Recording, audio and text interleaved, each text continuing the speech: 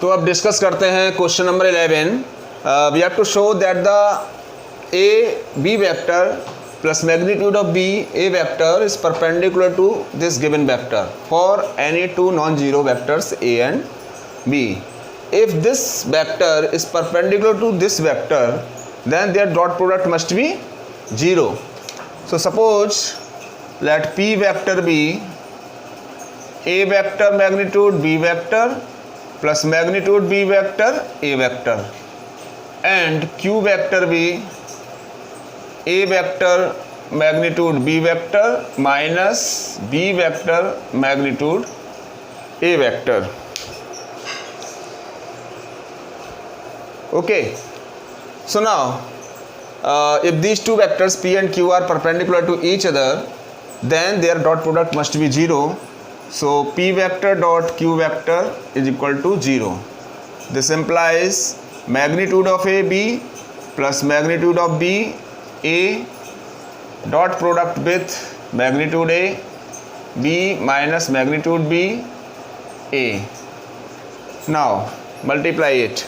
So this magnitude a will be the square now, magnitude a square, then b vector in dot b vector, that is b vector square, minus magnitude a magnitude b and a dot b vector, plus multiply this, so you will have a vector b vector a vector dot b vector minus this into this, that will become magnitude b square magnitude a square.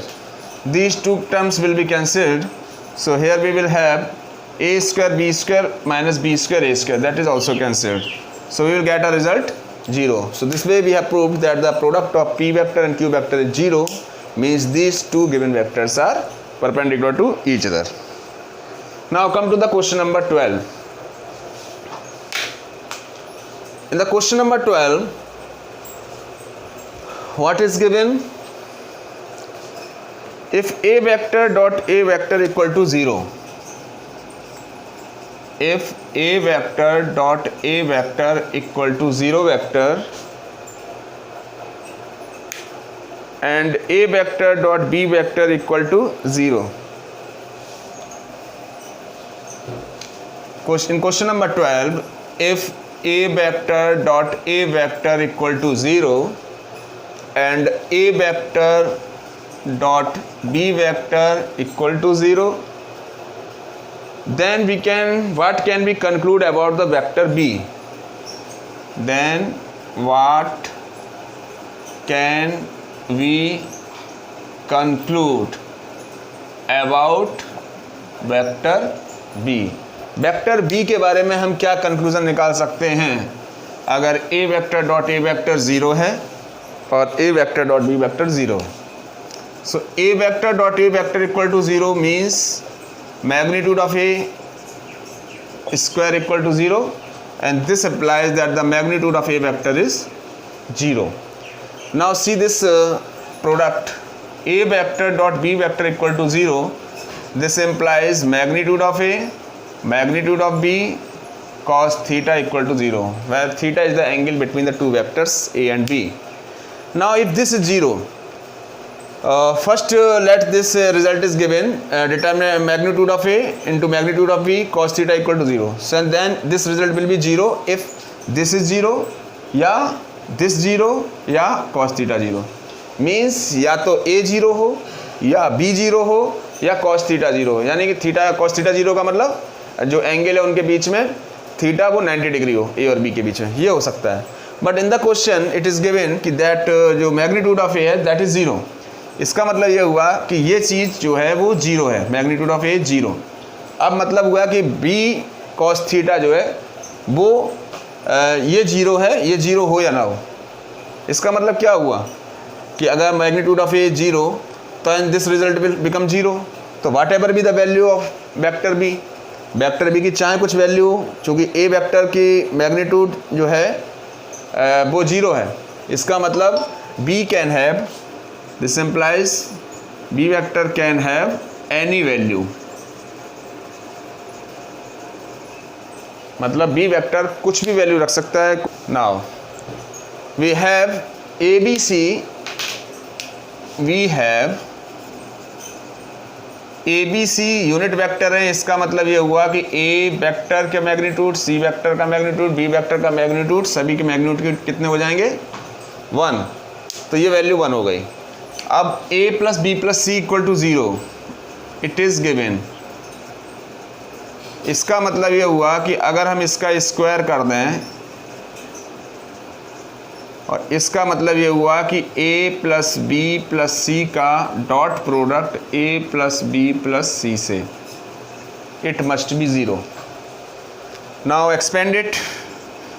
So a vector dot a vector plus a vector dot b vector, a vector dot c vector plus b vector dot a vector plus b vector dot b vector plus b vector dot c vector plus c vector dot a vector plus c vector dot b vector, c vector dot c vector equal to 0.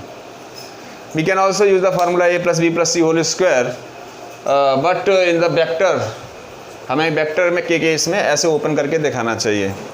वैसे भी दिखा सकते हैं अगर direct formula भी use करें।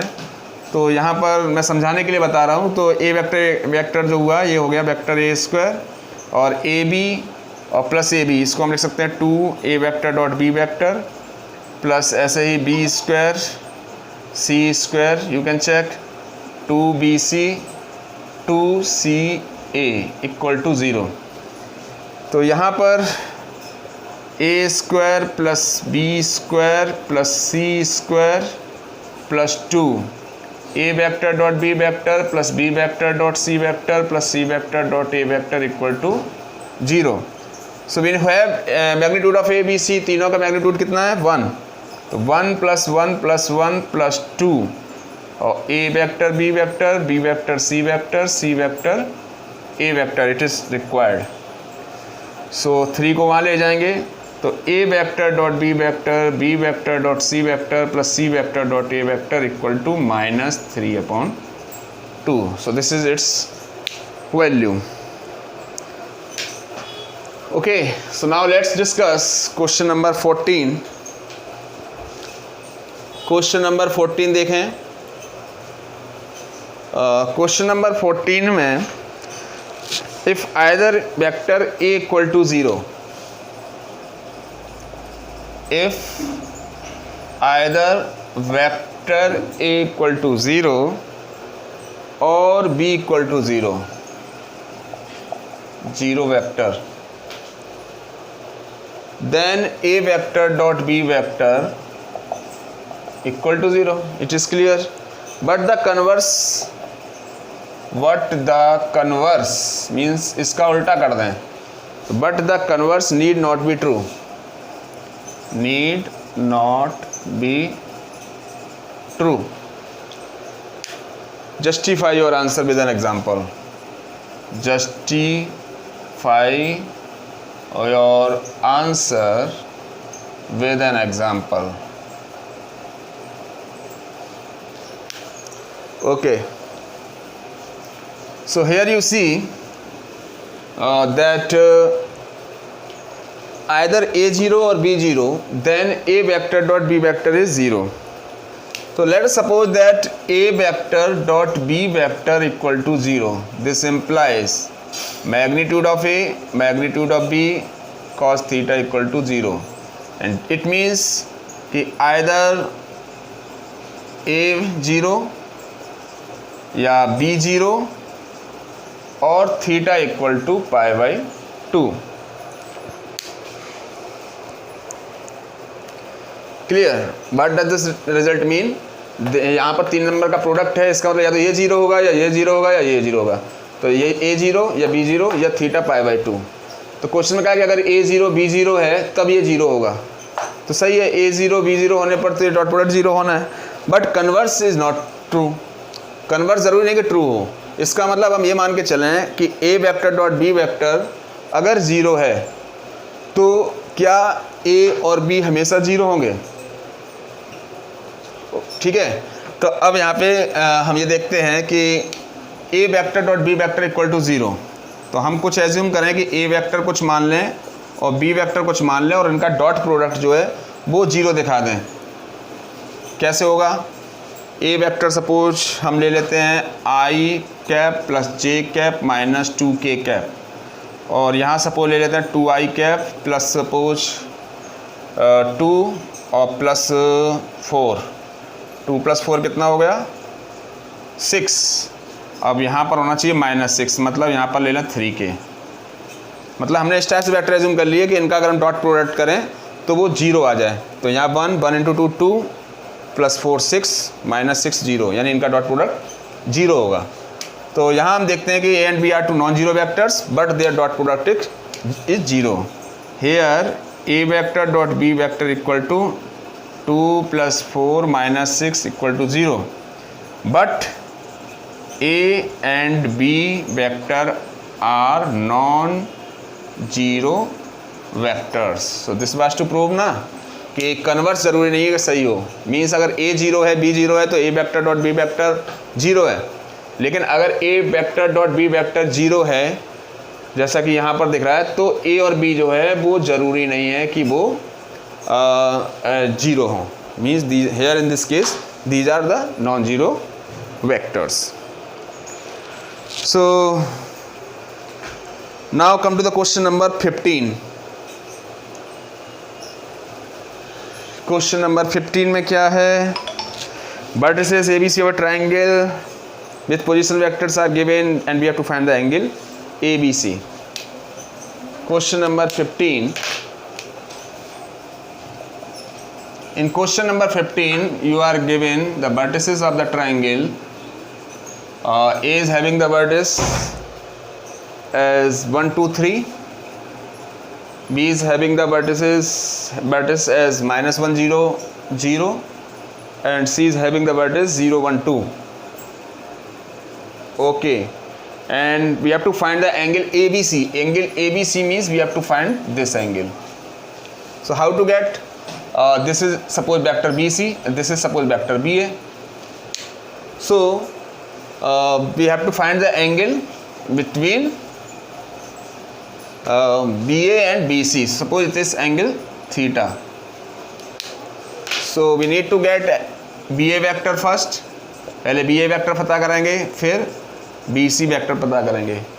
BA vector direct we can write 1 - -1 2i cap 2 j cap 3k cap. BA vector ऐसे निकाल लिया। कैसे निकाला? Position vector of A minus position vector of B। एक O पॉइंट कोई है, उसके रेस्पेक्ट में इनके पोजीशन वेक्टर हम ले सकते हैं, उससे निकाल लिया। नाउ BC वेक्टर, तो this minus this, that is i cap 1 मतलब j cap plus 2k cap. So this vector BA और BC वेक्टर हमारे पास आ गए। Now cos theta, that is the cosine of this angle between them, so that will be equal to BA dot BC upon magnitude of BA magnitude of BC. So BA vector is this 2i cap plus 2j cap plus 3k cap into I cap plus j cap plus 2k cap whole divided by magnitude of BA vector. So it is the sum of the square superscalars 2 square 2 square 3 square and this BC 1 square plus 2 square. On simplification you will get the result. First dot product, so 2 1 जा 2 2 1 जा 2 3 2 जा 6 divided by 4 plus 4 plus 9 and this is 1 plus 1 plus 4. Okay, so here we will have now cos theta equal to 2 to 4 6 10 divided by root 17 root 6, so it is 102. So this implies theta equal to cos inverse 10 upon 102. So this will be the angle between the this is the angle ABC. Okay, now come to the question number 16 that you can do it yourself. I am giving you hint for the question number 16. We have to show that the points A, B and C are collinear. So there are several methods. One of the method is you will get the area of the triangle found by the points A, B and C, and you will show that the area of the triangle is 0. This is one way. If you think it is simple, then you can use this method. And the other may be get the length of the sides AB, BC and AC. AB, BC and AC, and get the sum of two smaller sides. If the sum of these two smaller sides is equal to the third side, it means the points are collinear. एक method ये हो सकता है, मतलब AB निकालो length, BC निकालो and CA निकालो. कैसे निकालोगे? पहले AB वेक्टर निकाला, फिर BC वेक्टर निकाला, फिर AC वेक्टर निकाला, फिर उनका मैग्नीट्यूड निकाला. तो फिर तीनों केस में हम जो मैग्नीट्यूड्स हैं उसमें जो सबसे छोटे दो मैग्नीट्यूड्स होंगे, वैल्यू जो कम वाली वैल्यू होंगी, उन दो का टोटल करके देखेंगे. अगर वो थर्ड के इक्वल है तो कोलिनियर है. ये दूसरा मेथड. और एक मेथड हो सकता है, ये ज़्यादा आसान लग सकता है कि हम AB वेक्टर निकाल लें और AC वेक्टर निकाल लें. We can get the vector of AB and AC like this we have found. So AB vector निकालो और AC वेक्टर निकालो. A point is common here. अगर AB वेक्टर AC वेक्टर का lambda times means lambda may have any scalar value. तो अगर AB AC का कितने भी टाइम्स आ जाता है, चाहे AB AC का कुछ टाइम आ जाए या AC AB का कुछ टाइम्स आ जाए, एक ही बात है, तो हम कहेंगे कि वो दोनों पॉइंट्स तीनों पॉइंट्स जो हैं वो कॉलिनियर हैं. ठीक. सो इस तरीके से हम इस क्वेश्चन को कर सकते हैं. So I am leaving it for you. And now example 17. इसी टाइप से एग्जाम्पल 17 है.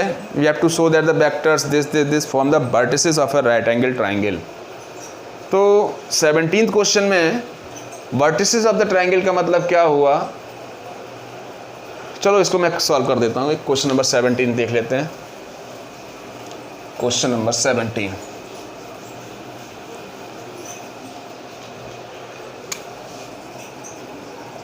Show that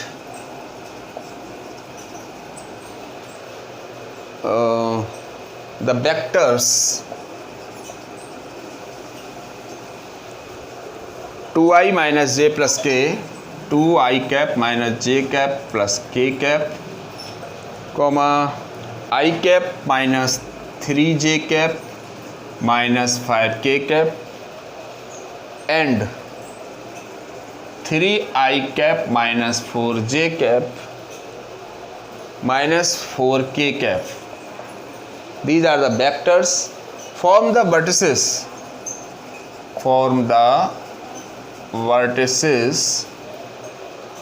of a right angle triangle. Right angled triangle. Okay. So here three vertices are given. So let's make a figure of triangle. Let it be suppose A, B, C. A is the point 2i cap minus j cap plus k cap. B is the point I cap minus 3j cap minus 5k cap. And C is the point 3i cap minus 4j cap minus 4k cap. Now these vertices will form. So now this ABC will be the vertices of the right angle triangle if the sum of the squares of two smaller sides is equal to the square of the third side. एक तरीका तो ये है. ठीक है, सबको मालूम है. चलो और तरीके से देखते हैं. पहले तो हमें ये दिखाना है कि ये वर्टिसेस हैं ऑफ द ट्राइंगल. तो उसके लिए we need to show that AB vector plus BC vector plus CA vector equal to 0.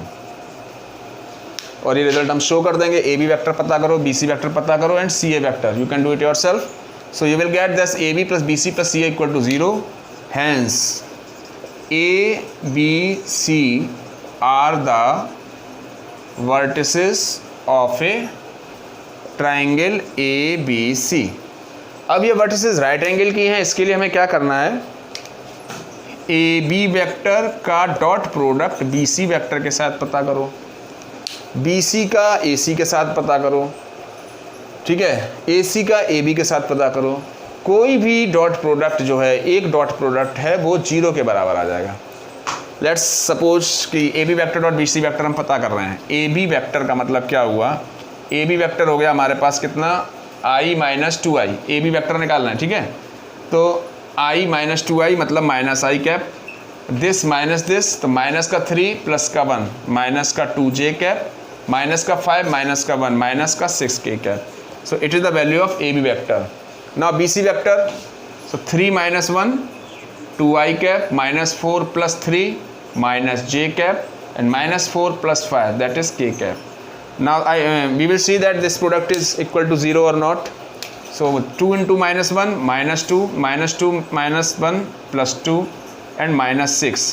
So this result is not equal to 0, means the angle B point is common here. तो AB और BC में जो B point है उस पर 90 degree angle नहीं है, तो एंगल हो सकता है A में हो या C में हो, ठीक है। तो अब हम फिर दोबारा कोई निकाल के देखते हैं। अब मान लो यहाँ पे हम देख रहे हैं कि ए बी ए सी निकालते हैं, A B vector dot A C vector. So A B हमारे पास minus I minus 2j cap minus 6k cap है, and A C, so that is 3 minus 2 that is I cap minus 4 this plus minus 3j cap and minus 4 minus 1 minus 5k cap multiply minus 1 minus minus plus 2 3 या 6 and 6 5 जा 30, that is not also 0। A B B C A B A C, अब क्या बचा है, A B B C A C, B C and A C, get the dot product now, B C and A C, okay, B C and A C. So A C vector dot B C vector, okay. So A C vector we have got I cap minus 3j cap minus 5k cap, and BC vector that is 2i cap minus j cap plus k cap. Now multiply 2 1 जा 2 3 plus 3 and minus का 5. So this result is 0. ये ज़रूरी नहीं है कि तीनों results निकालने हों, हमने जो रिजल्ट दिखाना है वो रिजल्ट 0 आना चाहिए। मैंने तीनों केस निकाल के दिखाए कि तुम्हें ये 0 नहीं है, ये 0 नहीं है, बट ये 0 है, एक रिजल्ट 0 आएगा। A C dot B C 0, C is common, इसका मतलब एंगल सी जो है यहाँ पर 90 डिग्री बन रहा है। So A B C are the vertices of a right angle triangle. I think you have understood. Now come to the last point, that is the question number 18।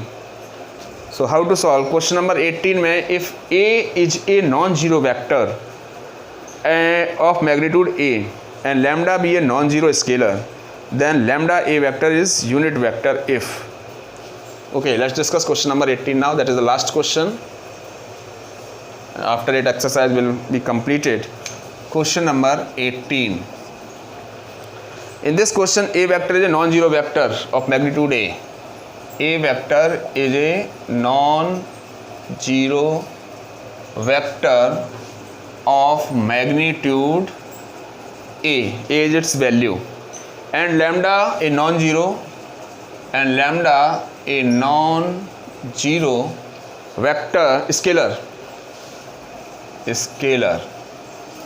then lambda a vector is unit vector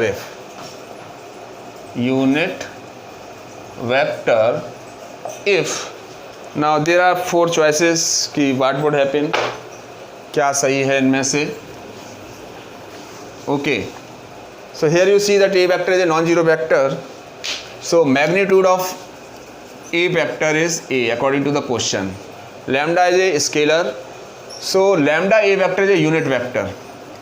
If lambda a vector is a unit vector, अगर ये एक unit vector है तो क्या होगा, magnitude of lambda a vector must be equal to 1.